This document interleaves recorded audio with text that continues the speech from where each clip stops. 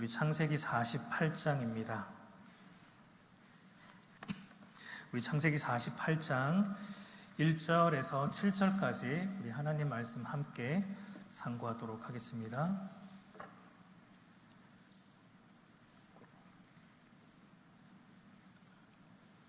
우리 1절부터 7절까지 우리 다 같이 한 목소리로 하나님 말씀 우리 함께 우리 읽도록 하겠습니다. 이 일 후에 어떤 사람이 요셉에게 말하기를 내 아버지가 병들었다 하므로 그가 곧 두 아들 므낫세와 에브라임과 함께 이르니 어떤 사람이 야곱에게 말하되 내 아들 요셉이 내게 왔다 하매 이스라엘이 힘을 내어 침상에 앉아 요셉에게 이르되 이전에 가나안 땅 루스에서 전능하신 하나님이 내게 나타나사 복을 주시며 내게 이르시되 내가 너로 생육하고 번성하게 하여 내게서 많은 백성이 나게 하고 내가 이 땅을 내 후손에게 주어 영원한 소유가 되게 하리라 하셨느니라. 내가 애굽으로 와서 내게 이르기 전에 애굽에서 내가 낳은 두 아들 에브라임과 므낫세는 내 것이라. 르우벤과 시므온처럼 내 것이 될 것이요 이들 후에 내 소생은 내 것이 될 것이며 그들의 유산은 그들의 형의 이름으로 함께 받으리라. 내게 대하여는 내가 이전에 밧단에서 올 때에 라헬이 나를 따르는 도중 가나안 땅에서 죽었는데 그곳은 에브랏까지 길이 아직 먼 곳이라. 내가 거기서 그를 에브랏 길에서 장사하였느니라. 에브랏은 곧 베들레헴이라. 아멘. 예, 우리가 지난 시간에 야곱이 자신의 죽을 날이 가까운 것을 알고 아들 요셉에게 어떤 당부를 했어요. 여러분 기억납니까? 어떤 당부를 했죠? 자기의 시신 애굽에서 줄게 될 건데 죽으면 나의 시신을 애굽에 묻지 말고 가나안 땅에다가 묻어달라라는 당부를 했던 것을 우리가 보았어요. 우리가 지난 시간에 봤지만 사실 굉장히 번거로운 거예요. 시신을 미이라로 만들어서 한 400년 후에 몇백 년 후에 출애굽할 때 그걸 메고 가야 되고 광야 40년 동안 메고 다니다가 결국 가나안 땅에 들어가서 나서 그 시신을 가나안 땅에 묻어달라라는 그런 당부를 했습니다. 근데 왜 야곱이 아들 요셉에게 그런 당부를 했어요? 이건 단순히 이제 죽을 날이 가까운 한 노인인 야곱이 먼 세월 고향을 떠나 살다 보니까 고향이 그리워서 내가 죽거들랑 고향에다가 내 시신을 묻어달라라는 그런 의미는 아니었어요. 그죠? 이 당부 속에 담긴 의미가 뭐였습니까? 그러니까 이것은 애굽과 같은 이 땅에 소망을 두지 않는다는 얘기였어요. 그러니까 애굽과 같은 이 땅에 소망을 두지 않고 하나님의 약속이 있는 땅이죠. 하나님의 영구한 약속이 있는 땅, 어디? 가나안 땅. 그 가나안 땅에 나를 묻어달라는 건 내 소망은 어디에 있다? 하나님 나라에 있다라는 그 믿음의 고백이었어요. 그러니까 애굽과 같은 휘황찬란한 이 세상 나라에 속한 것들이 나의 삶의 목적과 의미가 있는 게 아니고, 비록 지금 야곱의 눈에는 뭐가 보이지 않습니까, 여러분? 가나안 땅이 보이지 않아요. 가나안 땅이 아직 보이지 않습니다. 마치 오늘 우리의 눈에 하나님 나라가 보이지 않는 것처럼 보이지 않지만 이 땅에 우리의 삶의 목적, 이유, 의미가 있는 것이 아니라 우리의 눈에 보이지 않지만 실체로 우리에게 와 있는 그 하나님 나라에 나의 삶의 목적이 있고 의미가 있고 거기에 하나님의 영구한 약속이 있다라는 이 믿음의 고백이 내 시신을 애굽에 묻지 말고 가나안에 묻어달라라는 야곱의 당부였어요. 어쨌든 여러분, 이때만 해도 야곱이 금방 어떻게 될 것 같았어요. 금방 죽을 것 같은 모습이었습니다. 우리가 지난 시간에 본 47장 29절을 보면은 이렇게 시작을 했어요. 이스라엘이 야곱이 죽을 날이 가까우매. 성경이 이제 야곱이 죽을 날이 가까웠다라는 것을 내비치고 있었어요. 그런데 오늘 우리가 읽은 이제 48장에서는 어떻게 시작을 했습니까? 우리 1절을 다시 보면 이 일 후에 어떤 사람이 요셉에게 말하기를 내 아버지가 병들었다 하므로 그가 곧 두 아들 므낫세와 에브라임과 함께 이르니, 그러니까 2일 후에라는 말로 이제 48장이 시작을 해요. 이 말은 뭐냐면, 여러분 이 일은 무슨 일이죠? 바로 위에 있었던 일이죠. 그러니까 야곱이 요셉에게 내 시신을 애굽에 묻지 말고 가나안에 묻어달라라는 그 당부를 한 후에예요. 후에. 그게 이제 2일 후에예요. 그러니까 이 말은 여러분 뭡니까? 우리가 위에서 봤지만 야곱이 죽을 날이 가까웠다. 막 금방 곧 죽을 것처럼 성경이 그렇게 썼는데 지금 48장에서는 지금 야곱이 어떤 거예요? 아직 죽지 않고 있는 거예요. 아직 죽지 않고 아직까지 살아서 뭔가를 하고 있다라는 것을 보여주고 있다라고 생각이 돼요. 물론 이제 야곱이 여전히 살아있긴 하지만 어떤 상태라고 오늘 1절에서 말하고 있습니까? 건강하진 않아요. 병들었다라고 성경이 우리에게 보여주고 있어요. 그리고 이제 2절을 보면은 어떤 사람이 야곱에게 말하되 내 아들 요셉이 내게 왔다 하매 이스라엘이 심상이 앉는데 어떻게 앉습니까? 힘을 내어 앉아요. 그러니까 이 말은 뭐냐면, 그러니까 야곱의 현재 몸의 상태는 위중한 상태라는 거예요. 그러니까 혼자 앉을 수도 없는, 힘을 내야지만 침상에 앉을 수 있는 위중한 상태. 그러니까 여러분 성경이 지금 어떤 뉘앙스를 계속 주고 있냐면, 야곱이 정말 죽을 날이 가까웠다, 위중한 상태이다, 곧 죽을 것 같은 뉘앙스를 우리에게 끊임없이 내비치고 있어요. 근데 동시에 또 어떤 뉘앙스도 주냐면, 그런데 그 야곱이 아직 죽지 않고 계속해서 힘써 무언가를 하고 있다라는 뉘앙스도 줘요. 왜냐하면 48장에서 또 안 죽어요, 야곱이. 49장 가면은 49장 말미에 가서 이제 야곱의 죽음이 나옵니다. 49장에서도 사실은 서두에서는 죽지 않고 12아들들에게 또 할 얘기를 다 하고, 오늘 우리가 볼 48장에서는 요셉의 아들들에게 할 얘기를 하고, 49장에서는 12아들들에게 할 얘기를 하고, 그러고 나서 야곱이 죽음을 맞이하게 되는 것을 보게 돼요. 그러니까 여러분 창세기 저자 이 모세가 지금 성경을 읽는 독자들, 그리고 오늘 우리에게 뭔가를 계속 보여주고 싶은 게 있다라는 생각이 듭니다. 그게 뭐냐면, 야곱이 병들어서 죽을 것 같은 자신의 연약한 몸을 이끌고 끝까지 뭔가를 하고 있다, 이 뉘앙스를 좀 비춰주고 있는 것 같아요. 47장에서는 어떤 걸 했어요? 죽을 날이 가까워왔지만 야곱이 어떤 걸 했습니까? 자기 시신에 대한 믿음의 당부. 그리고 또 47장 말미에 뭐 했죠? 하나님께 예배, 지팡이를 의지해서라도 하나님을 예배하는 일. 그리고 오늘 우리가 이제 살펴볼 48장에서는 요셉의 두 아들을 축복하고, 또 특별히 그 요셉의 두 아들을 자기 아들 양자 삼는 일을 오늘 본문에서 행하고 있고, 49장에서는 12아들에게 축복의 유언을 남기는 일. 여러분 이 모든 일이 어떤 일이에요? 지금 야곱이 어떤 일을 하고 있는 거예요? 히브리서 기자가 이렇게 정리를 해줬어요. 우리가 저번에도 봤지만 히브리서 11장 21절 우리 다 같이 한번 읽어볼까요? 시작. 믿음으로 야곱은 죽을 때 요셉의 각 아들에게 축복하고 그 지팡이 머리에 의지하여 경배하였으며. 그러니까 노쇠하여 병들고 죽을 날이 가까운 야곱이 이제 자신의 삶이 얼마 남지 않은 이 마지막 순간에 마지막 힘을 내어서 하고 있는 일이 무슨 일이라고요? 믿음의 일이라고 히브리서 기자는 말하고 있어요.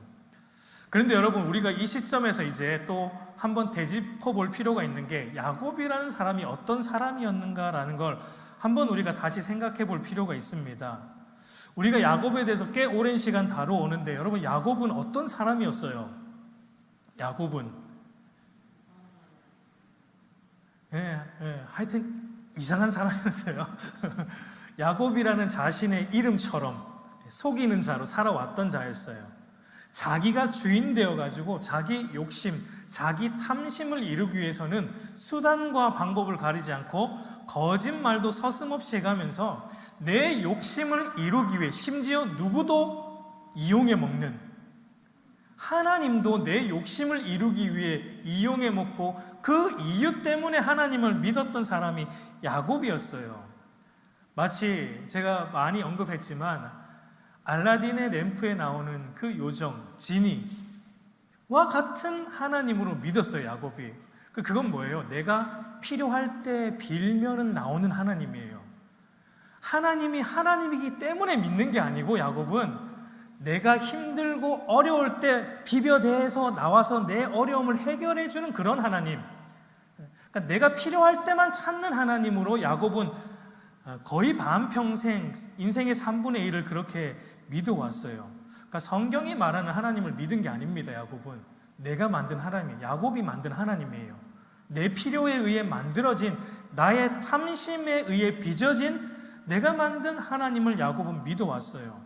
여러분, 야곱의 인생을 전체를 우리가 전반기, 중반기, 후반기 이렇게 세 부분으로 나누어 봤을 때 전반기하고 중반기를 보면은 세상적인 면에서 볼 때는 물론 이제 형 에서와 라반으로 인해서 좀 위기는 있었어요. 그런데 그것만 빼고 나면은 세상적으로 볼 때는 굉장히 성공한 사람이에요. 야곱은 라반의 집에서 다시 가나안으로 돌아올 때 여러분, 야곱의 모습이 어땠어요?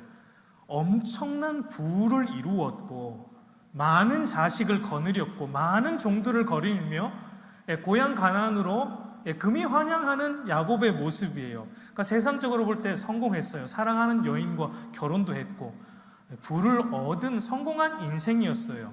근데 그의 신앙적인 면은 어땠습니까? 여러분, 야곱의 신앙적인 면, 앞에서도 말했지만 그의 신앙적인 면은 오늘날로 말하면 썬데이 크리스찬이었어요.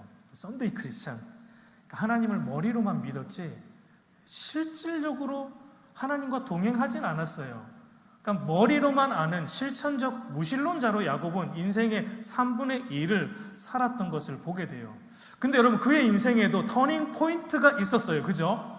그게 어디에서 있었습니까? 여러분, 기억납니까? 야곱의 인생에 터닝 포인트가 하나 있었는데 그게 어디에서, 어떤 장소에서? 야복강에서, 브니엘이라고 불려지는 그곳에서, 그 야복강에서 야곱이 넘지 못하는 하나의 산이 있었는데 우리가 다 알지만 에서라는 산이었어요. 형 에서. 다 속여먹고 살았는데 형 에서는 야곱이 감당이 안 돼요. 야곱의 아킬레스 건과 같아요. 형 에서가 가나안을 들어가는 길목에 딱 막고 있으니까 야곱이 너무 두려워서 야복강에 홀로 남아서 그거 문제 해결하려고 있을 때 여러분, 누가 찾아왔죠? 누가 찾아왔어요? 하나님의 사자. 그 하나님의 사자는 단순한 천사가 아니고 구약에 나타난 성자 하나님 예수님이에요. 그러니까 예수님이 야곱을 찾아와서 야곱과 씨름하며 그 야복강 씨름 사건을 통해 예수님이 하신 일이 뭐였습니까? 야곱의 뭘 치셨죠? 그의 허벅다리, 야곱의 힘의 근원인 허벅다리, 그 치는 일을 하셨습니다. 여러분, 왜 예수님께서 야곱의 다리를 치셨어요? 그게 의미하는 바가 뭐였습니까? 그 야곱의 다리는 뭘 상징하고 의미하냐면 야곱 자신의 힘이에요. 그러니까 야곱의 한평생 내 힘으로 내가 주인 되어서, 하나님이 주인이 아니고 하나님을 머리로 믿는데 하나님이 나의 왕이 아니에요. 야곱은 내가 왕이에요. 내가 왕 되어서 하나님을 종으로 부리며 살아온 사람이, 그게 야곱의 허벅다리가 상징하는 거예요.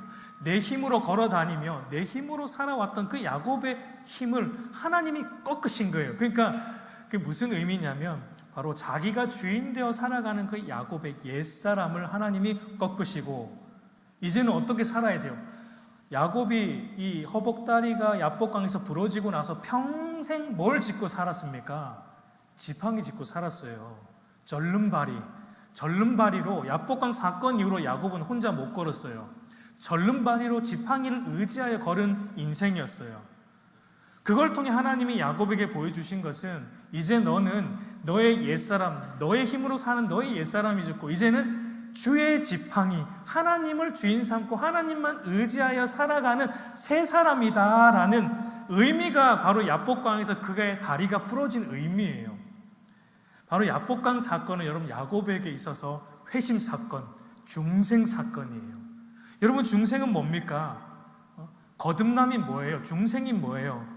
주인이 바뀌는 거예요. 가치관이 바뀌는 거고 힘의 균형이 바뀌는 거예요. 여러분, 거듭나기 전에는 사람들이 어떻게 힘의 균형이 어디에 가 있어요? 전부 나 중심에 가 있어요. 모든 주도권을 내가 쥐고 있습니다. 근데 거듭나고 나면 그 주도권이 누구에게 넘어갑니까? 하나님에게 넘어가는 거예요. 그게 여러분 중생한 사람의 모습이에요. 여러분, 우리의 모습도 돌아봐야 돼요. 내 인생의 주도권을 내가 쥐고 있는가? 내 욕심대로 하나님도 부려먹고 있는가? 그러면 여러분, 우리는 아직 중생을 경험하지 못한 거예요. 그러나 나의 주도권, 물론 우리 안에 옛사람, 이 죄악된 본성이 있기 때문에 순간순간 올라온단 말이에요. 그러나 끊임없이 나의 주도권을 내려놓고 하나님께로 돌리고자 하는 마음이 우리 안에 있다면 여러분, 우리도 야복강 사건을 경험한 겁니다. 여러분, 그때 하나님의 사자가 야곱의 이름을 바꿔주죠. 뭘로 바꿔줬습니까? 우리 창세기 32장 28절을 보면 그가 이르되 내 이름을 다시는 야곱이라 부를 것이 아니라 뭘로?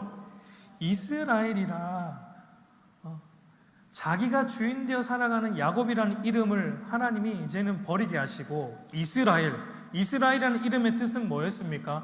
하나님이 주도하신다라는 뜻이에요. 하나님이 싸우신다라는 뜻이에요. 주어가 하나님이에요. 야곱의 주어는 야곱이에요. 나예요. 근데 이스라엘이라는 말의 주어는 하나님이에요. 끝에 엘이 붙었잖아요. 히브리어로 엘은 하나님이거든요.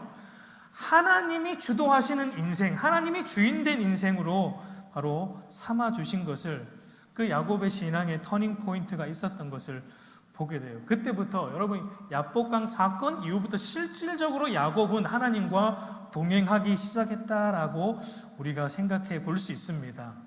여러분, 성경이 야곱이 죽을 날이 가까웠다라는 말을 하면서도 왜 이렇게 쉽게 빨리 야곱을 보내주지 않고 있는가 하는 이유가 저는 여기에 있다라고 생각이 돼요. 죽을 날이 가까운 지금, 비록 몸은 병들었지만 지금 야곱의 모습이야말로 믿음과 신앙의 정점을 찍고 있기 때문이에요. 히브리서 기자의 말을 빌려 말하면 죽을 날이 가까운 야곱의 지금이야말로 믿음의 최고봉에 서 있기 때문입니다. 우리 사랑하는 우리 세대 지체 여러분, 신자는 어떤 사람입니까? 우리는 신자라고 불리는데 신자, 그리스도인은 어떤 사람이에요? 흔히 세월 앞에 장사 없다라는 말을 쓰지 않습니까? 여러분, 나이가 들면은 육신적으로나 정신적으로나 여러 면에서 다 쇠퇴하게 되어 있어요. 일반적으로 인간은 나이가 들면 여러분 나약해집니다. 마땅한 거예요. 그래서 대부분의 사람들은 인생의 말미로 갈수록 어떤 면에서는 좀 중심을 잃어요. 그리고 취해지기 마련이에요. 균형을 잃어버려요. 그래서 타인의 필요를 보기보다는 나의 결핍을 늘 집중해서 보면서 나의 결핍만 채우는 데 신경을 쓰는 게 보통 일반적인 사람들의 모습이에요. 여러분, 믿는 사람도 나이 들면은 약해집니다. 예수 믿으면 뭐 그런 거 전혀 슈퍼맨처럼 절대 그렇지 않습니다. 예수 믿으나 안 믿으나 여러분, 우리의 겉사람은요 동일하게 약해져요. 여러분, 예수 믿으면 병 안 걸립니까? 오늘 야곱 보세요. 병 들었다라고 성경이 말하잖아요. 믿음의 정점에서 병 들었어요, 야곱이. 여러분, 야곱이 믿음 없을 때는요 튼튼하게 살았어요. 두 다리 멀쩡하게. 그게 복이 아니란 말이에요, 여러분. 그게 복이 아니란 말이에요. 그냥 건강하게 살고 아무런 어려 없이 사는 게 성경이 말하는 복이 아니란 말이에요. 오늘 성경은 야곱의 이 병든 모습, 이게 믿음의 절정이다라고 성경은 우리에게 보여주고 싶은 거예요. 여러분, 참된 성도는 인생의 끝자락으로 갈수록 우리의 겉사람은 낡아집니다. 쭈그레집니다. 여러분, 제 머리 보세요. 제가 처음 저희 교회 왔을 때 여러분, 제 머리가 이렇게 희진 않았어요. 여러분 기억하죠? 한 4년 전만 해도, 제가 이제 미국에 있다가 막 한국 들어왔을 때만 해도 제 머리가 이렇게 막 희진 않았는데 한 4년 지나고 나니까 머리가 지금 거의 그러니까 우리의 겉사람이 이렇게 낡아지는 거예요. 그러나 여러분, 참된 신자는 우리의 속사람, 이스라엘, 우리의 속사람은요 날로 날로 새로워지고 강건해진다라는 것을 오늘 이 야곱의 모습을 통해 성경이 우리에게 보여주고 있다라고 생각이 됩니다. 여러분, 고린도후서 4장 16절 바울이 이렇게 말하는데 우리 한번 같이 읽어볼까요? 시작. 그러므로 우리가 낙심하지 아니하노니 우리의 겉사람은 낡아지나 우리의 속사람은 날로 새로워지도다. 여러분, 이것이 인생의 끝자락으로 향하는 신자의 모습이에요. 여러분은 아니다라고 생각하시면 안 됩니다. 우리도 인생의 지금 끝자락으로 향하고 있는 과정 중에 있죠. 우리의 겉사람은 낡고 후패해지지만 우리의 속사람은 날로 강건해지는 게 신자의 정체성이에요. 지난주 이제 추석으로 아마 고향 갔다 오신 우리 청년들도 있을 거고, 저도 이제 부모님 댁에 다녀왔는데, 저희 부모님도 이제 두 분의 얼굴을 뵈니까 세월의 흔적이 고스란히 묻어나는 것을 보았어요. 그 흔적의 많은 부분이 아마 저의 책임이지 않나. 나이가 40이 넘도록 학생 신분으로 있는 그 뒷바라지 살려면 얼마나 고생이 많겠습니까? 그리고 돈 많이 못 버는 그 아들 때문에 많은 도움을 받지 못하니까 더 많은 고생을 하시겠죠. 저 때문에 그 얼굴에 흔적이 더 많이 있는 것 같아요. 그런데 이제 또 한 가지 더 본 것은, 그분들에게 본 것이 겉사람이 많이 세월의 흔적이 있는데 그분들과 대화하며 느끼지만 그분들의 속사람이 작년보다 더 강건해졌다라는 걸 느끼고 돌아왔던 추석이었어요. 우리의 모습은 어떻습니까, 여러분? 세월의 연저가 여러분 늘어갈수록 우리의 겉사람을 막 땡겨서 피고, 날이 갈수록 우리의 겉사람은 좋아지고 젊어지고 있는데 우리의 이 속사람은 조금 더 강건해지지 않고 있다라면 여러분, 그것은 문제가 있는 거예요. 문제가 있는 겁니다. 여러분, 그렇다면은 날이 갈수록 더 강건해져야 될 우리의 속사람이 어떤 모습인지, 세월이 갈수록 더 우리가 밝아져야 될 우리의 믿음의 눈은 어떤 것을 바라봐야 되는지 오늘 야곱의 마지막 모습을 통해 한 두 가지 정도만 좀 살펴보고자 합니다. 여러분, 첫 번째는 하나님의 언약의 말씀을 신뢰하는 믿음이 날로 세월이 더해갈수록 더 견고해져야 되고 강건해져야 한다는 것을 오늘 야곱의 모습을 통해 우리가 보게 돼요. 달리 말해서 하나님께서 하신 말씀을 신실하게 이루신 하나님의 선하심, 그분의 선하심을 믿는 이 믿음은 날이 갈수록 더 깊어져야 되고 강건해져야 한다는 거예요. 여러분, 야곱이 지금 몸을 일으키기 힘들 정도로 쇠약해졌지만 그가 마지막에 힘을 다해 온몸을 세워 요셉에게 당부하는 말을 여러분 한번 유심히 보세요. 오늘 3절과 4절 말씀 우리 다 같이 한번 읽어보겠습니다. 시작. 요셉에게 이르되 이전에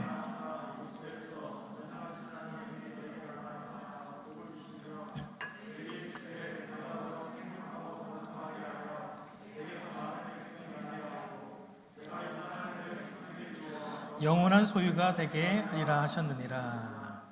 여러분, 이 말씀은 야곱이 언제 겪었던 말씀을 지금 요셉에게 하고 있는 거예요. 이 말씀은 야곱이 베델 사건, 베델에서 하나님을 만나고 베델에서 찾아오신 하나님께서 야곱에게 하신 말씀을 지금 그대로 지금 야곱이 요셉에게 하고 있는 거예요. 그러니까 베델 사건을 지금 야곱이 떠올리고 있는 거예요. 그리고 그 베델 사건을 요셉에게 말해주고 있는 겁니다. 창세기 28장 13절 15절을 보면 베델에서 하나님이 찾아오셔서 야곱에게 이렇게 말씀하셨어요. 또 본즉 여호와께서 그 위에 서서 이르시되 나는 여호와니 너의 조부 아브라함의 하나님이요 이삭의 하나님이라. 내가 누워있는 땅을 내가 너와 내 자손에게 주리니 내 자손이 땅의 티끌같이 되어 내가 서쪽과 동쪽과 북쪽과 남쪽으로 펴져나갈 것이며 땅의 모든 족속이 너와 내 자손으로 말미암아 복을 받으리라. 내가 너와 함께 있어 내가 어디로 가든지 너를 지키며 너를 이끌어 이 땅으로 돌아오게 할지라. 내가 내게 허락한 것을 다 이루기까지 너를 떠나지 아니하리라. 라는 말씀을 베델에서 주셨습니다. 여러분, 지금 이 사건은 야곱이 약속의 땅 가나안을 떠나가고 있는 시점에 베델에서 자다가 하나님이 찾아오셔서 주신 말씀이에요. 근데 그때 주신 말씀이 뭐냐면 가나안을 떠나가고 있는 거예요. 근데 하나님이 다시 무슨 말씀을 주시냐면 가나안 내가 다시 돌아오게 할 거야. 걱정하지 마. 지금 가나안 떠나고 있지만 걱정할 필요 없어. 가나안으로 다시 돌아오게 할 거고 내가 내게 약속한 너를 통해 만방이 복을 받게 하는 그 약속을 내가 이루기까지 나는 너를 떠나지 않을 것이다. 내가 너와 영원히 함께하며 너를 통해 내가 한 약속 다 이루기까지 너와 함께 동행할 것이다 라는 이 약속을 베델에서 하나님이 야곱에게 주셨단 말이에요. 근데 여러분, 이 베델 사건의 이 말씀이 어떤 배경에서 나오고 있는 거예요, 여러분? 어떤 배경에서? 야곱이 왜 가나안을 떠나가고 있어요? 야곱이 왜 가나안을 지금 떠나고 있는 거예요? 야곱의 죄악 때문이에요. 야곱의 믿음 없음 때문이에요. 야곱이 하나님이 야곱에게 장자의 복을 주시겠다라고 약속을 했는데 야곱이 하나님의 방법으로 그것을 취하지 않고 자기의 그 야곱의 이름대로 속이는, 그래서 형 에서를 속이고 아버지 이삭도 속이며 장자의 복, 거짓말로 얻은 장자의 복, 그로 인해 형 에서가 화가 나서 격분해서 야곱을 죽이려고 했기 때문에 야곱이 도망가는 거죠. 그러니까 야곱 자신의 죄악 때문에 지금 가나안을 떠나고 있는 거예요. 근데 하나님이 찾아오셔가 괜찮다 이 얘기하고 있는 거예요. 내가 너를 다시 돌아오게 할 거고 너에게 약속한 건 내가 다 이루겠다. 여러분, 이게 도대체 이게 무슨 조화예요? 그러니까 하나님이 베델에서 이 말씀을 주시는 건 야곱의 자격이 조금도 없는 거예요. 야곱의 자격이 조금도 없음에도 불구하고 하나님이 이렇게 말씀하시는 거예요. 왜 그렇습니까? 하나님이 왜 이렇게 말씀하시는 거예요? 야곱에게. 왜 이렇게 말씀하세요?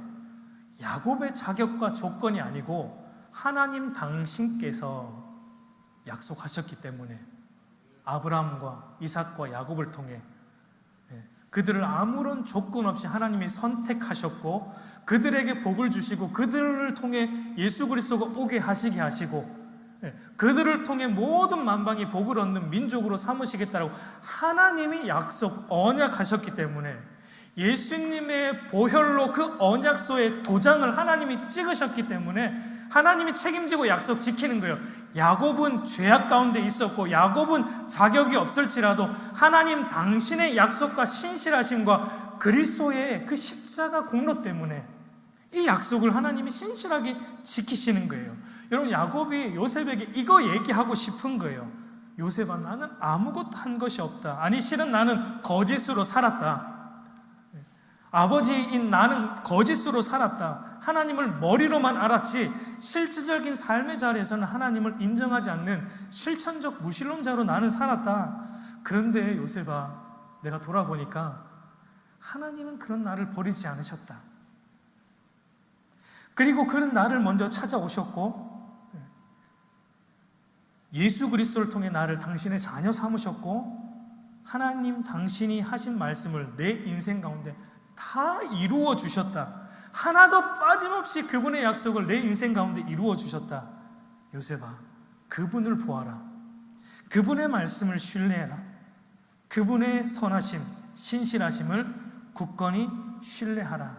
이 얘기를 지금 요셉에게 하고 싶은 거예요. 그래서 베델 사건을 끄집어내는 거예요. 자기의 죄악에도 불구하고 하나님이 신실하게 약속을 지키신다라는 걸 보여주고 싶은 거예요. 요셉에게, 아들에게. 하나님의 선하심을 보여주고 싶은 거예요.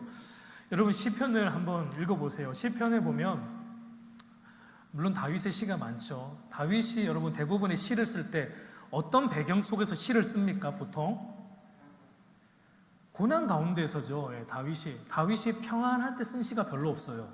시편을 보면 전부 고난, 막 쫓겨다닐 때, 원수들에게 쫓겨다닐 때 주옥 같은 시를 썼어요. 여러분, 시는 언제 써야 됩니까? 쫓겨다닐 때 써야 돼요. 다윗의 시를 보면요, 정말 극심한 고난 속에서 주옥 같은 시를 쓰는데, 여러분 다윗의 시를 읽어보면 그럼에도 불구하고 다윗이 하나 늘 강조하는 게 있어요. 그게 뭐냐면 하나님의 인자하심이 선하시다라는 표현이에요. 우리 시편 69편 16절을 보면 이렇게 말해요. 이것도 다윗이 고난 중에 쓴 시인데 이렇게 말합니다. 여호와여 주의 인자하심이 선하시오니. 하나님의 이 선하심을 고난 중에서 야곱은 믿음의 눈으로 보는 거예요. 내 환경과 내 상황과 내 처지는 고난인데, 그런데 그 가운데 나와 동행하시는 하나님은 여전히 선하시다라는 것을 다윗은 늘 보고 있는 거예요. 이 믿음이 다윗은 사그라들지 않았어요. 날로 강건해지고 있는 것을 보게 돼요. 우리 사랑하는 우리 헤세드 지체 여러분, 저와 여러분이 영원히 붙잡아야 될 것은 바로 이것입니다. 여러분, 육신의 눈에 보이는 것, 사람, 이 땅의 것이 아니에요. 이 땅의 것이 아니에요. 우리 믿음의 눈으로만 볼 수 있는 영원하신 하나님과 영원한 그분의 말씀을 붙잡아야 됩니다. 여러분, 사탄은 우리로 하여금 우리의 육신의 눈에 들어오는 것에 집중하게 만드는 게 사탄이 하는 주된 일이에요. 그것의 이면에 있는 하나님을 보게 하는 게 우리 안에 계신 성령님이 우리를 이끄시는 방법이에요. 사탄은 아담과 하와에게 눈에 보이는 그거 선악과 봐라. 근데 하나님은, 성령님은 우리에게 어떻게 해요? 그 선악과 이면에서 우리를 돌보시는 선하신 하나님을 보라는 거예요. 여러분, 그것을 보기를 바랍니다. 여러분, 이 세상의 가치관 속에 우리가 살아가다 보면 우리 시야가 좁아져요. 우리 시야가 늘 이 세상, 우리가 살아가는 학교, 직장에 거기에서 치이다 보면 우리도 모르게 그렇게 돼요. 내가 그렇게 돼야지 해서 그렇게 되는 게 아니고, 우리도 모르게 사실은 우리의 시야가 거기를 보고만 살기 때문에 돼요. 그러나 그때 여러분들이 생각하셔야 돼요. 믿음의 눈을 들어 내 직장 이면에서 역사하시는 하나님, 학교 이면에서 역사하시는 우리 하나님의 선하심을 보는 믿음의 그 눈이 여러분 날로 밝아지기를 간절히 소망합니다. 여러분, 두 번째는 뭐냐면, 이건 계속 반복되는 이야기지만, 내가 이 세상에 속한 자가 아니라 하나님 나라에 속한 자라는, 하나님 나라 백성이라는 이 신자의 정체성, 이 믿음에 대해서 여러분 날로 희미해져서는 안 돼요. 강건해져야 돼요. 우리가 세상 속에 살아가면서 내가 하나님 백성 맞나? 막 이렇게 의심이 들어서는 안 되고, 하나님의 백성, 구별된 하나님의 백성이라는 이 믿음이 날로 우리 속에서 강건해져야 가는 게 신자의 참된 모습이에요. 오늘 우리 5절과 6절 우리 다시 한번 같이 읽어보겠습니다. 시작. 내가 애굽으로 와서 내게 이르기 전에 애굽에서 내가 낳은 두 아들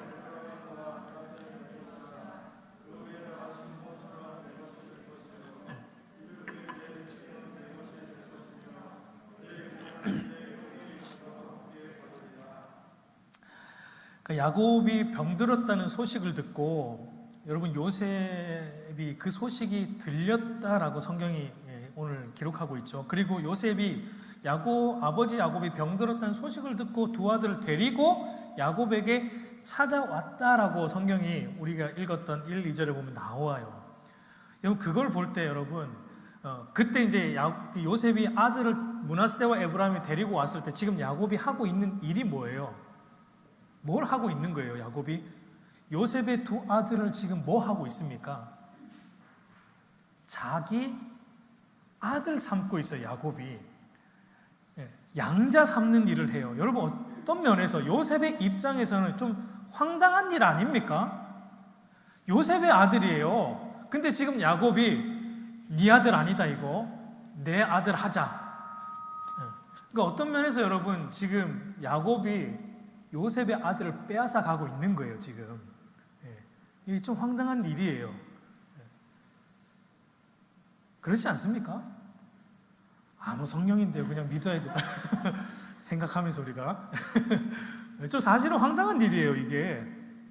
요셉의 입장에서 보면 한순간에 자기 아들들을 빼앗기는 거예요. 그런데 여러분, 재밌는 건 뭐냐면, 요셉이 만류하지 않아요. 아버지 야곱이 하는 일에 태클 걸지 않아요. 나중에 이제 축복할 때, 첫째와 둘째를 이렇게 손을 엇갈려서 할 때 요셉이 이제 조금 태클 걸지만, 이 므낫세와 에브라임을 할아버지 야곱의 아들로 양자로 삼는 일에는 요셉이 태클 걸지 않아요. 여러분 그 이유가 무엇일까요? 그 이유가 여러분 아버지 야곱이 병들었다는 소식을 듣고 요셉이 아들을 데리고 왔다라고 표현을 하죠. 이 표현을 볼 때 요셉은 지금 어디에 살고 있습니까? 이스라엘 백성들과 함께 고센 땅에 살고 있을까요? 아니면 다른 곳에 살고 있다라고 우리가 생각할 수 있을까요? 다른 곳에 살고 있었어요, 요셉은. 그러니까 요셉은 고센에 살지 않았어요. 요셉은 애굽 궁에서 살았어요. 왜냐하면 여전히 요셉은 애굽의 총리니까, 이 애굽의 정무를 감당해야 되는 총리이기 때문에, 그리고 그의 아들 므낫세와 에브라임도 고센에 살지 않고 요셉과 같이 애굽 궁에서 살았다는 얘기예요. 그래서 어떤 사람을 통해 전가를 받게 된 거죠. 아버지 야곱이 병들었다. 그래서 요셉이 두 아들을 데리고 고센으로 방문을 한 겁니다. 여러분, 그러니까 이제 이 요셉과 그의 가족이 고센 지역에 살지 않고 애국궁에 따로 살았던 거, 그렇게 볼 때 여러분 므낫세와 에브라임은 사실 엄밀히 말하면은 이스라엘 시민권자가 아니고 애굽 시민권자예요. 애굽 시민권자. 요셉은 히브리인이지만 요셉의 아내는 애굽인이죠. 애굽 여인과 결혼했으니까. 그리고 므낫세와 에브라임은 애굽에서 태어났죠. 그러니까 애굽 시민권자들이에요. 그러니까 아마 므낫세와 에브라임은 저기 가나안에서 할아버지 야곱과 친척들이 왔을 때 반가운 것보다는 아마 조금 낯설었을 거예요. 아버지 요셉처럼은 반갑진 않았을 거예요. 생전 처음 보는 사람이 와서 내가 네 할아버지다 하고 막 친척들이 오니까 아마 낯설었을 거예요.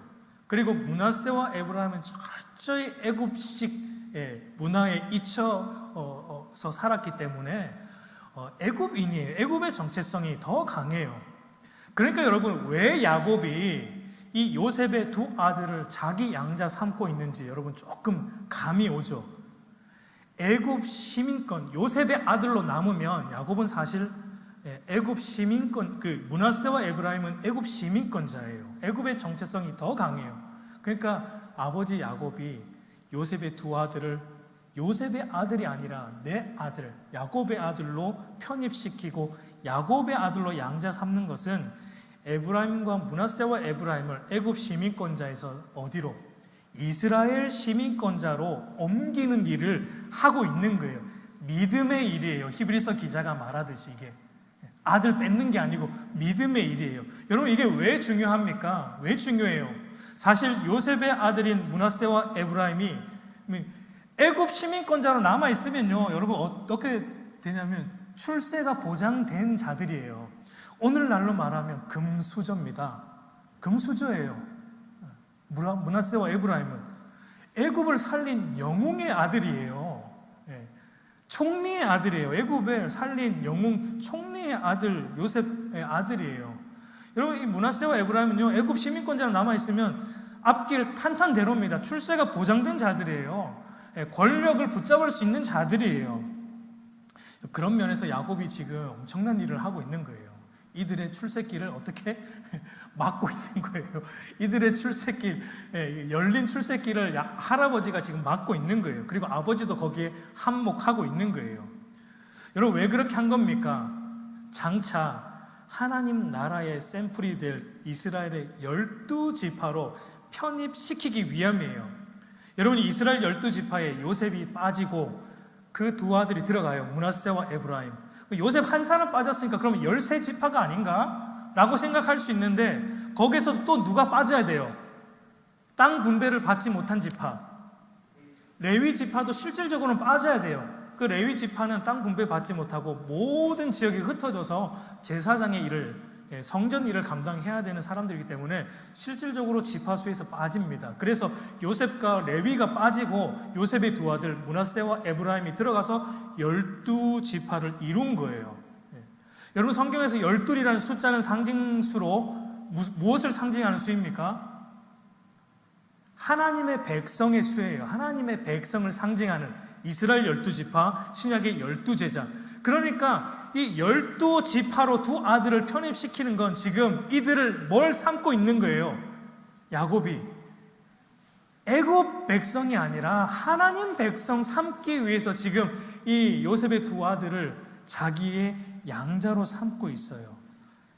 이 땅 애굽 나라의 시민권자에서 하나님 나라 시민권자로 무늬만 하나님의 백성에서 실질적인 하나님의 백성의 자리로 들어오게 하고 있는 일을 야곱이 하고 있는 거예요. 그렇기 때문에 이게 믿음의 일이라고 히브리서 기자가 말하는 거예요. 여러분, 세상적으로 볼 때 이게 얼마나 어리석은 일입니까? 출세길 막고 있는 거예요. 여러분, 저의 두 아들이 있어요. 근데 그 두 아들이 미국 시민권자예요, 둘 다. 네. 왜냐하면 제가 이제 미국에 있을 때 태어났기 때문에 둘 다 미국 시민권자예요. 그래서 저희 집사람하고 저는 이제 한국 들어올 때 한국 여권으로 들어왔지만 그 두 아들은 미국 여권, 독수리 그림 그려져 있는 미국 여권으로 이제 한국을 들어왔어요.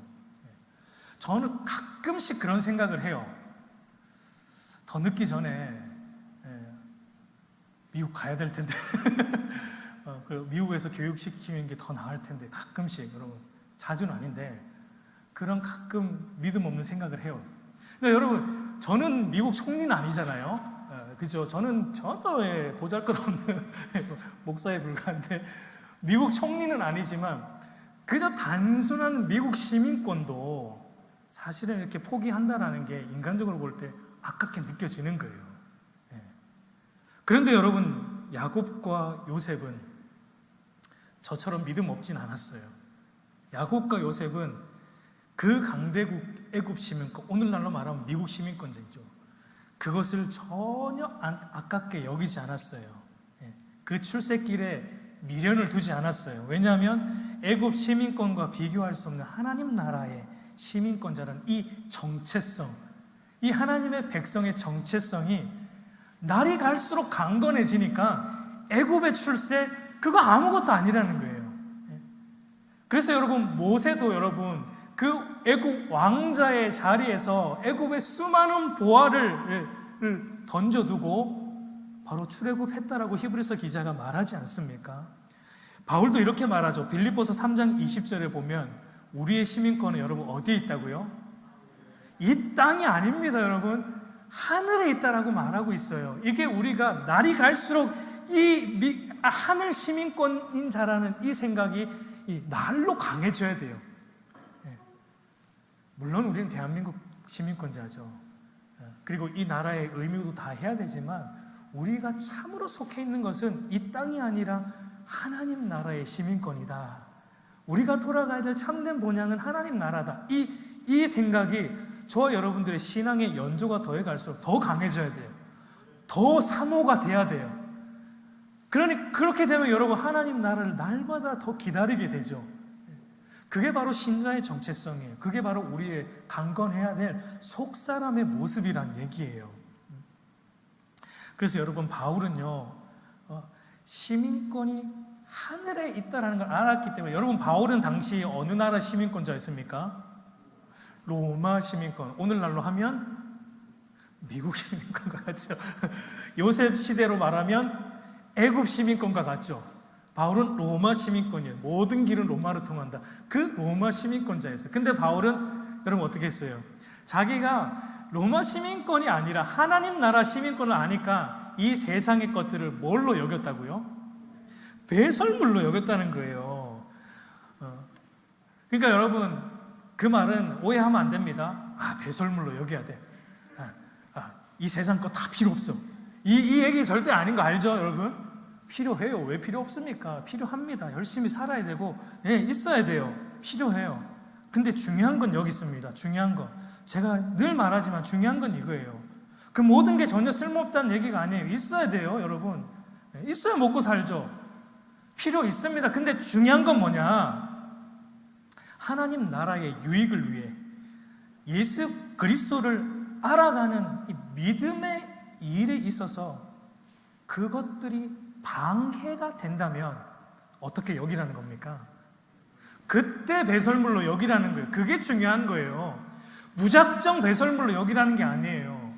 우리는 열심히 살아야 되고 또 돈 많이 벌게 해주실 때 여러분, 그걸 가지고 하나님의 영광을 위해 써야 돼요. 근데 돈 많이 벌었는데 돈 많이 벌게 되니까 그게 믿음의 일에 방해가 돼. 왜? 돈 많이 벌어지니까 무슨 생각이 듭니까? 어디 놀러 가볼까? 놀러 가는 건 나쁜 게 아닙니다. 근데 어떻게? 주의를 제끼고 놀러 가는 거예요. 돈 많이 생기고 여유가 생기니까 자꾸 딴 생각이 들어요. 그럴 때 그 돈을 뭘로 여기라고요? 그럴 때는 그 돈을 배설물로 여기라는 거예요. 여러분 세상에 스펙 쌓는 거 필요합니다. 여러분 가능하면 쌓으세요. 괜찮아요. 근데 그 스펙 쌓는 게 나를 더 교만하게 만들고 내 신앙을 하나님부터 멀어지게 하고 있다라면 그때 그 스펙을 어떻게 여기라고요?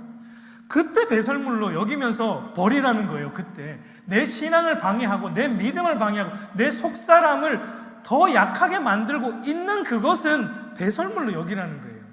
그게 바울이 말하고 있는 거예요. 그런데 여러분 돈 많이 버는데 그 많이 버는 것으로 인해서 내 믿음이 더 강건해집니다. 그럴 수도 있어요. 이 돈으로 하나님의 영광을 위해 쓰고 어려운 이웃을 위해 돕고 더 그렇게 될 수도 있어요. 근데 쉽진 않을 거예요. 그렇게 될 수 있어요. 그럴 때는 배설물로 여길 필요가 없는 거예요. 그걸 유익하게 쓰면 돼요. 근데 그렇게 되지 않고 내 믿음, 내 속사람을 방해한다. 내 겉사람에게만 신경 쓴다. 돈이 많으니까 내 겉사람 치장하고 막 뭔가 주사바늘 자꾸 쑤셔놓고 그런 데만 쓰게 되면은 그때는 배설물로 여겨야 되는 거예요.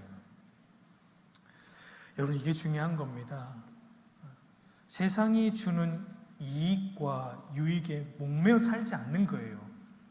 예수 그리스도를 통해 오는 하나님과의 바른 관계, 여기에 목매어 사는 게 속사람의 모습이에요. 이게 날이 갈수록 강건해지는 거예요. 우리 사랑하는 우리 세대 지체 여러분, 이제 말씀을 정리하겠습니다. 여러분 오늘 우리의 모습은 어떠합니까? 오늘 저와 여러분들의 모습은 어떠합니까? 여러분 야곱과 요셉과 바울과 같이 예수 그리스도를 아는 믿음의 일에 있어서 여러분은 어떻게 돼가고 있어요? 그게 여러분의 속사람인데 어떻게 돼가고 있어요? 날이 갈수록 더 새로워지고 있습니까? 더 강건해지고 있습니까? 날이 갈수록 예수님을 더 깊이 알고 싶은 마음이 저와 여러분 안에 생기고 있습니까? 여러분 날이 갈수록 하나님의 선하심이 더 커지고 있는 우리의 이 속사람의 모습이 되어가고 있습니까? 아니면 여러분 우리의 겉모양만, 우리의 겉모습만 날로 여러분 새로워지고 세련돼지고, 어떤 사람이 저한테 그러더라고요.